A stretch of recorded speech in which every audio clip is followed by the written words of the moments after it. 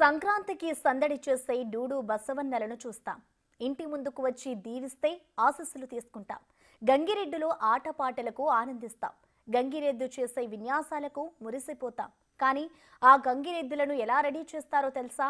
బసవన్నలను ఆడించే గంగిరెద్దుల వారి జీవనం ఎలా ఉంటుందో తెలుసా? వారి ఇల్లు వాకిళ్ళు ఎలా ఉంటాయో ఎప్పుడైనా చూసారా? ప్రతి సంక్రాంతికి అందరినీ దీవించే బసవన్న, ఆడించే గంగిరెద్దులు, వాటిని ఆడించే జీవితాలు ఎలా ఉంటుందో చూపించే ప్రయత్నం చేస్తుంది బిగ్ టీవీ.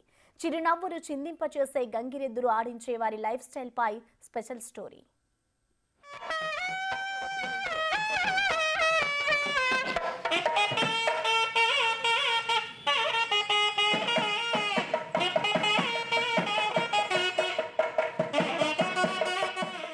సంక్రాంతి అంటే భోగి మంటలు, ముగ్గులే కాదు, డూడు బసవన్నలు కూడా. పండుగ రోజు మన ఇళ్ల ముందు సందడి చేసి గంగిరెద్దుల విన్యాసాలు కూడా. అయితే ఏళ్లు గడుస్తున్నా కొద్దీ ఈ గంగిరెద్దులు, వాటిని ఆడించే వాళ్ళు తగ్గిపోతున్నారు. చివరికి గోదావరి జిల్లాలోనూ ఈ సాంప్రదాయం కనుమరుగవుతున్నట్లు కనిపిస్తోంది. ఒకప్పుడు గంగిరెద్దుల్ని చూసేందుకు, వాటి ఆటపాటల్ని తిలకించేందుకు ఊరంతా తరలివచ్చేది. కానీ ఇప్పుడు ఆ పరిస్థితులు లేవు. గంగిరెద్దు ఇంటి ముందుకొచ్చినా వాటిని చూసే తీరిక లేదు. అయినప్పటికీ ఏలూరులో ఇంకా బసవన్నలు సందడి చేస్తున్నాయి. అందరి ఇళ్ల ముందుకు వెళ్తున్నాయి. గంగిరెద్దులు ఆడించే వారి సన్నాయి చప్పుడికి లయబద్ధంగా విన్యాసాలు చేస్తున్నాయి. 2025 సంక్రాంతి వచ్చేసింది. సంక్రాంతి అంటే అందరికీ ముందుగా గుర్తొచ్చేది గంగిరెడ్ల ఆట. గంగిరెడ్ల ఆట క్రమేపీ అంతరించిపోతుంది. గత కాలంలో, పూర్వంలో ఎంతో ఘనకీర్తి ఉన్నటువంటి ఈ గంగిరెడ్ల వారు క్రమేపీ తగ్గిపోతున్నారు. ఈ కాంక్రీట్ జంగల్లో గంగిరెడ్ల వారిని పట్టించుకునేవారు లేరు. ఒక్కొక్కరు తమ ఆచారాన్ని, తమ కుటుంబ కీర్తిని వదిలేసుకుంటూ కూడా ఎవరికి వారు మిగిలిన పనులకు వెళ్ళిపోతున్నారు. ప్రస్తుతం మనం ఏలూరు జిల్లా ఏలూరులో ఉన్నాం. చూడండి, బసవన్నని ఎంత అందంగా రెడీ చేస్తున్నారు. అబ్బా, నిజంగా 2 కళ్ళు చాలటం లేదు ఈ బసవన్న చూడాలంటే. నిజంగా ఎంత అందంగా అనమాట. ఇంత మొత్తం మోపురం మీద ఈ బొంత వేశారు, గుడ్డలతో, పట్టు వస్త్రాలతో కండువాలు కప్పారు, శాలువాలు కప్పారు, పూసల దండలు వేస్తున్నాడు. నిజంగా ఈ బసవన్న చూడగానే 2 కళ్ళు సరిపోవట్లేదనే చెప్పుకోవచ్చు. ఈ డూడు బసవన్నలు క్రమేపీ అంతరించిపోతున్నారు. ఎందుకంటే మన ఇంటి దగ్గరకు వస్తారు వీళ్ళు. వచ్చి ఆయన గంగిరెడ్లో ఆట ఆడించి ఆయన ఎంత అడుగుతాడంటే, డూడు బసవన్న అమ్మవారికి దండం పెట్టు, అయ్యవారికి దండం పెట్టు. ఏంటి అయ్యగారు అడిగింది జరుగుద్దా అని అడుగుతాడు. జరుగుద్దని చెప్పి తలుపుతాడు బసవన్న. సో ఇలాంటి దృశ్యాలు చూసినప్పుడు ఎవరికన్నా ఆనందం రాకుమానందం. చూస్తున్నాం, పట్టీలు పెడుతున్నారు. మామూలుగా మనం ఒక గజ్జెలు పెడుతున్నాడు. పెళ్ళి కూతురు లేకపోతే ఒక పెళ్ళి కొడుకుని ఎంత అందంగా, ఎంత జాగ్రత్తగా రెడీ చేస్తామో అంత అందంగా రెడీ చేస్తున్నాడు. అప్పట్లో గంగిరెద్దు ఇంటి ముందుకొస్తే వారిని ఆదరించి బట్టలు, ధాన్యం, డబ్బులిచ్చి పంపించేవారు. పితృదేవతల పేర్లను చెప్పి పొగిడించేవారు. గ్రామాల్లో వివిధ ప్రదేశాల్లో గంగిరెద్దులతో విన్యాసాలు చేయించేవారు. ఇప్పుడు ఆ పరిస్థితులు మారిపోయాయి. గంగిరెద్దులు ఆడించే వారి పరిస్థితి భిక్షాటనలా తయారైంది. ఊరంతా గంగిరెద్దు తిప్పినా పూట గడవని పరిస్థితి. ఏలూరులోనే ఒక వీధికి వచ్చాం. అసలు ఈ వీధిలో చూద్దాం ఏ విధంగా బసవన్న రిసీవ్ చేసుకుంటారు అనేది. ఎందుకంటే బసవన్న చూడండి, నడుస్తుంటే నిజంగా ఆ సౌండ్, ఆ గజ్జల సప్పడి వినబడుతుంటే ఎంత బాగుందంటే, నిజమైన బాహుబలి మా బసవన్న. మా బసవన్న నడుస్తుంటే నిజమైన బాహుబలి నడుస్తున్నట్టు. కాళ్ళకి ఆ అందెల సవ్వడి, ఆ గజ్జల సవ్వడి మీరు వింటే నిజంగా ఆహా ఎంత బాగుందో, చాలా బాగుంది. ఇప్పుడు ఈ ఇంట్లో చూద్దాం, అసలు ఈ ఇంట్లో ఏ విధంగా వీళ్ళు రిసీవ్ చేసుకుంటారు బసవన్న అనేది చూద్దాం.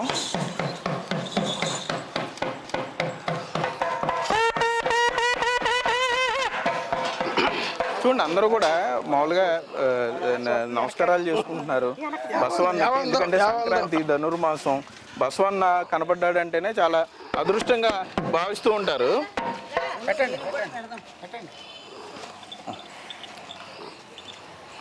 ఇచ్చుకుంటారా అమ్మాయి? ఏంటి ఇప్పుడు అసలు మీరు ఈ రకంగా బసవన్న చూస్తున్నారా? మీరు చూస్తున్నామండి. ఇదివరకు ఎక్కువగా ఉండేవాళ్ళు, ఇప్పుడు అంతరించిపోతున్నారు. మరి అది ఎవరు ఇది లేక ఈ బసవన్నలు తక్కువైపోయి అంతరించిపోతున్నారు. అయినా సరే ఈ బసవన్న ఇంటికి వస్తే మనం అదృష్టంగా భావిస్తున్నామండి.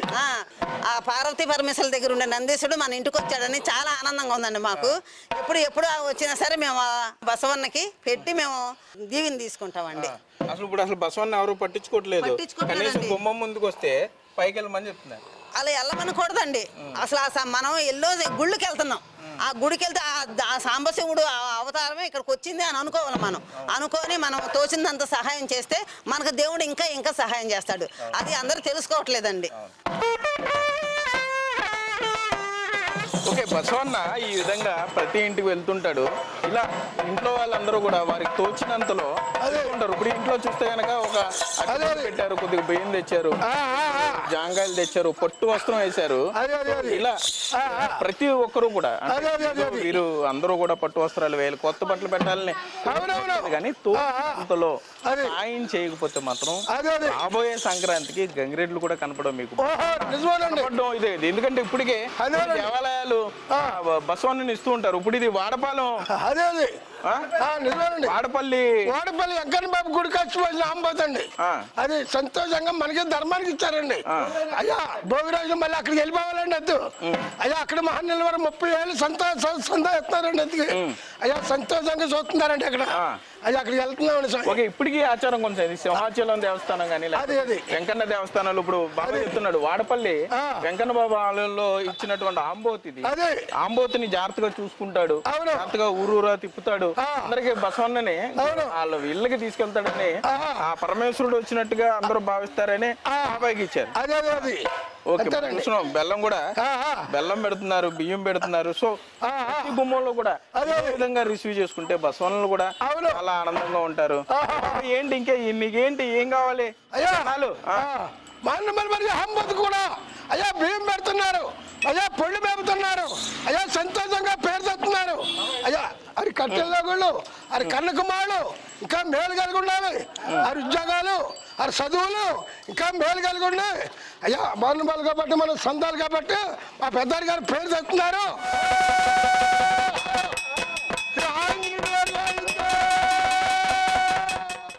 చూస్తే మా వీడియో జర్నలిస్ట్ భాగ్యరాజ్ మీకు చూపించే ప్రయత్నం చేస్తాడు. ఇవన్నీ కూడా పూసల దండలు పెట్టాడు, మంచి దండ వేశాడు. నిజం ఇక్కడ వారి సాంప్రదాయం ప్రకారం ఇక్కడ అమ్మవారికి సంబంధించిన పసుపు కుంకుమ దేవతది ఇలా కట్టాడు.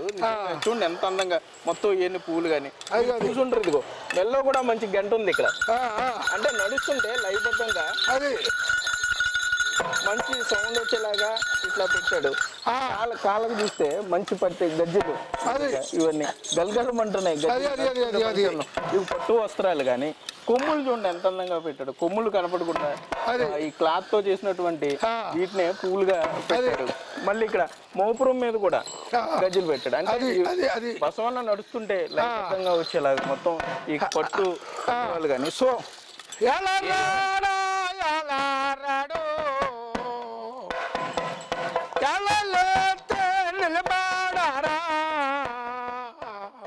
తమ చిన్నప్పుడు చూసిన గంగిరెద్దుల విన్యాసాల్ని మళ్ళీ ఈ సంక్రాంతి పండుగ సీజన్లో చూసి చాలా మంది సంతోషంగా ఫీల్ అవుతున్నారు. తమ చిన్ననాటి అనుభూతుల్ని గుర్తు చేసుకుంటున్నారు. గంగిరెడ్లు బాబాయ్ మంచి పాట పాడాడు, ఇంటికి అంతా మంచి జరగాలి, శుభం జరగాలని కోరుకున్నాడు. సో ఏ విధంగా అనిపించింది మీకు? చాలా సంతోషంగా అనిపించిందండి. ఇది సంక్రాంతి ఇదివరకు రోజుల్లో ఈ గంగిరెద్దులు ఇవన్నీ సెలబ్రేషన్స్ చాలా బాగుంటాయి. ఇప్పుడు మళ్ళీ అవి అలా చూడడం సిటీస్లో చాలా బాగుంది. చాలా హ్యాపీగా అనిపించింది. ఇంటికి రావడం అవన్నీ చాలా బాగా అనిపించిందండి. ఇదివరకు రోజులు గుర్తు చేసుకున్నాం, మా చిన్నప్పుడు రోజులు అవన్నీ. అంటే ఎలా ఉండేది మీ చిన్నప్పుడు? అంటే ఏ విధంగా సెలబ్రేట్ చేసుకునేవాళ్ళు? ఇలా గంగిరెద్దులు సంక్రాంతి వచ్చినప్పటి నుంచి ముందు రోజులన్నీ రోజు గంగిరెద్దులు వచ్చేవి. మేము రోజు దానికి పసుపు కుంకుమ పెట్టి పూజ చేసి ప్రతి రోజు ఎంత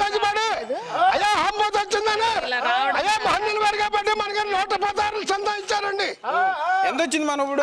116 చందా ఇచ్చారండి మా పైదారు గారు. ఓకే అయ్యా ఎందుకంటే పేరుకి ఈ సంక్రమయ్య చంద్ర పండుగ రోజుల్లో ఆంబోతుని చూసి సంతోషపడించి మనకి 116 చందా ఇచ్చారన్నమాట మహన్ బాబులు.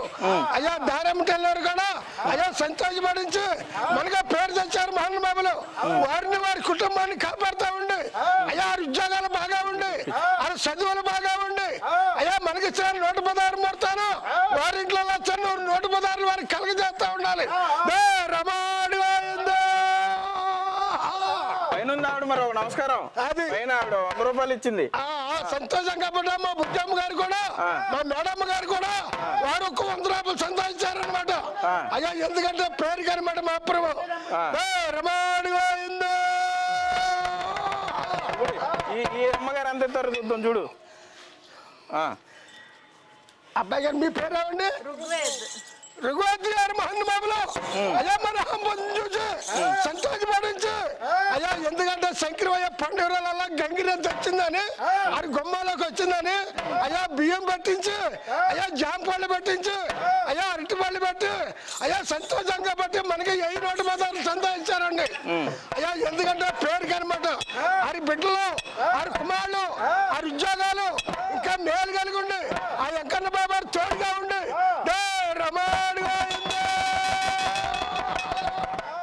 ఈ గంగిరెద్దులకు పురాణాల్లో పెద్ద కథే ఉంది. గజాసురుడనే రాక్షసుడు తపస్సు ద్వారా శివుడిని మెప్పిస్తాడు. తన గర్భంలోనే ఉండి పూజలందుకోమని వరం కోరుతాడు. దాంతో ఆ బోలాశంకరుడు అతని కడుపులోకి ప్రవేశిస్తాడు. దాంతో శివుడిని విముక్తి చేయమని పార్వతీదేవి విష్ణుమూర్తిని కోరుతుంది. అప్పుడు శ్రీ మహావిష్ణువు గంగిరెద్దుల మేళాన్ని రూపకల్పన చేశాడట. నందీశ్వరుడిని గంగిరెద్దుగా అలంకరించి గజాసురుడు ముందు ఆడిస్తాడు. అది నచ్చి ఏం కావాలో కోరుకోమంటాడు గజాసురుడు. దాంతో ఈ నందీశ్వరుడు తన స్వామి కోసం విలపిస్తున్నాడని, నంది కోసం శివుడిని వదిలేయమని కోరుతాడు విష్ణువు. ఇక తనకు మృత్యువు తప్పదని తెలుసుకున్న గజాసురుడు శివుణ్ణి ప్రార్థించి నందీశ్వరుడికి ఎదురుగా నిలుస్తాడు. అప్పుడు కొమ్ములతో గజాసురుడిని కుమ్మగా అతని కడుపులో నుంచి శివుడు బయటపడతాడని పురాణాలు చెబుతున్నాయి. ఆ విధంగా గంగిరెద్దుల్ని మేళ వాయిద్యాలతో ఊళ్లలో తిప్పడం సాంప్రదాయంగా మారిందని పెద్దలు చెబుతుంటారు.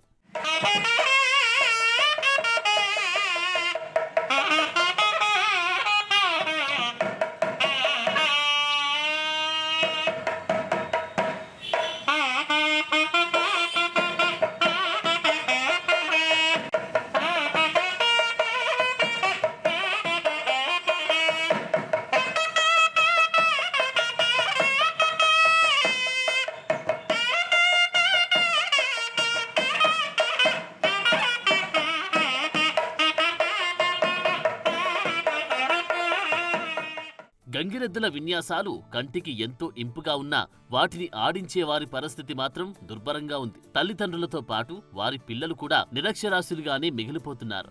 వారి ఇళ్లలోని ఆడవాళ్లు ఊరూరా తిరిగి ఫ్యాన్సీ సామాన్లు అమ్ముకుంటున్నారు. ఈ గంగిరెద్దు ఒకటి వారి ఆస్తి, అదే వారి జీవనోపాధి. సంక్రాంతి సీజన్ రాగానే ఈ గంగిరెద్దుల్ని ఆడించేవాళ్లు కొన్ని ప్రాంతాలకు వలసెళ్లిపోతుంటారు. ఆ గ్రామంలోని గుడారాలు వేసుకుని వారం 10 రోజులు అక్కడే ఉంటారు. ఇలా పండగకి ఊళ్ళోకి వెళ్లి గంగిరెద్దుల్ని ఆడిస్తే తప్ప వారి పూట గడవడం లేదంటే పరిస్థితులు ఎంత దారుణంగా ఉన్నాయో అర్థం చేసుకోవచ్చు.